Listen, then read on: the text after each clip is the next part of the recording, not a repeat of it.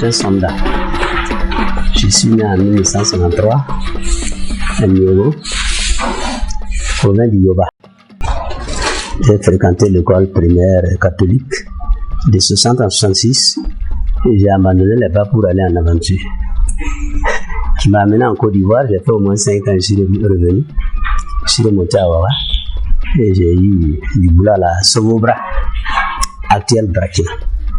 Étant ouvrier, donc je suis parti à 56 ans.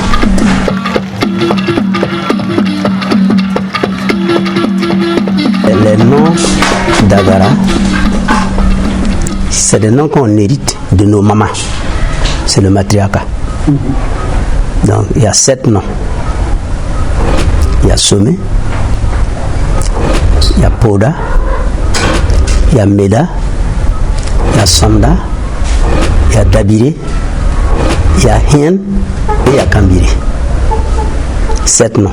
Et ça, nous bénéficions de nos mamans.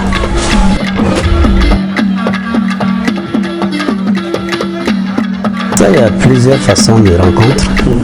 Dans l'ancien temps même, les femmes on donnait. On les donnait. Si tu fais du bien à quelqu'un, il peut te donner une femme. Ou bien la fille de ta tante, c'est-à-dire la sœur de ton papa. Son enfant, c'est ta femme. Ou la fille de ton oncle maternel. Si tout ça, c'est encore plus important. C'est la fille de ton oncle maternel et tu vas marier, c'est le même nom. Et donc tu la prends, c'est ta sœur, en quelque sorte maintenant, c'est ta femme. Et maintenant, les autres cas, c'est dans les rencontres, les marchés, les funérailles, les fêtes.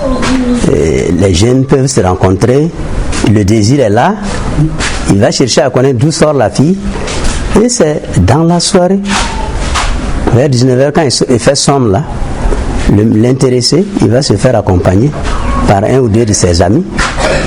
Arrivé à côté de la maison, ils vont s'arrêter puis appeler la fille. Vous-même, vous ne rentrez pas dans la cour, vous êtes dehors. Maintenant, si elle sort, vous causez jusqu'au jour où elle sera d'accord. Elle vous donne une date. Vous venez encore la nuit, si la maman trouve qu'il n'y a pas de problème, prépare son petit panier. Et ils viennent la nuit, bien sûr avec une femme. Une de ses belles-sœurs va l'aider à faire sortir son petit panier, remettre à la femme qui accompagne, soit c'est son mari ou bien c'est son mari ou bien c'est son frère, et elle va prendre le panier et tranquillement ils vont chez eux à la maison. Et maintenant le matin, bonne heure, ils vont envoyer quelqu'un, un messager, signaler à la famille de la fille que si vous avez constaté une perte d'un membre de votre famille, la personne est chez nous. Si les parents ne sont pas d'accord, ils vont aller la retirer.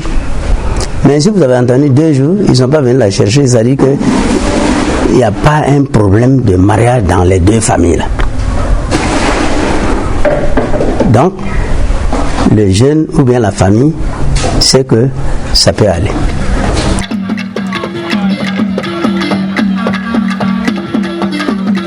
La composition de la dot, la première tranche, c'est 360 kauris. 360 kauris, plus une pintade et une poule.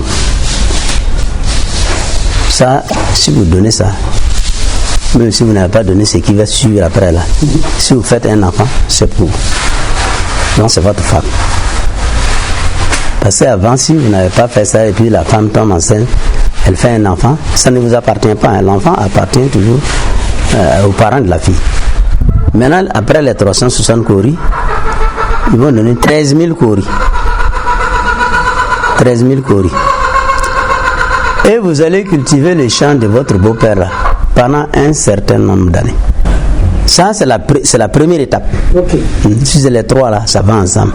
Les 360 kauris, les volailles là, et puis les 13 000 kauris là. Ça, c'est même. Et maintenant, vous allez cultiver dans les champs de votre papa. Jusqu'au moment, maintenant, il va vous dire, ah, vous avez 2-3 enfants, moi je vais vous libérer. Amenez-moi les bœufs, les derniers d'autres là, et puis allez vous occuper de vos enfants. Les derniers dots là, c'est deux bœufs, une femelle et un mâle, plus 2 poules, parce que chaque bœuf est accompagné par une poule. Et c'est pas des coqs, hein, c'est des poules. Et maintenant, vous avez doté votre femme. Vous allez vivre, peut-être dans 10 ans, 5 ans, 10 ans, 15 ans, on peut vous demander maintenant la dernière vache.